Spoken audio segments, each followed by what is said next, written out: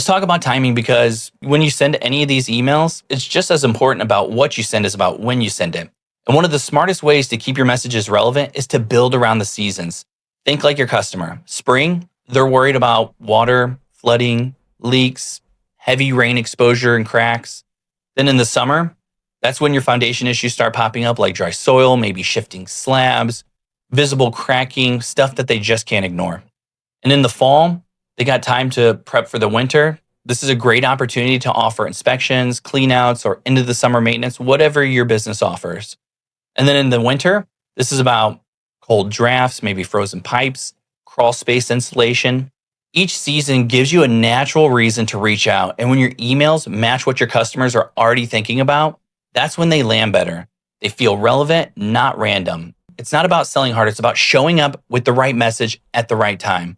And that's how you stay top of mind and start turning these emails into calls.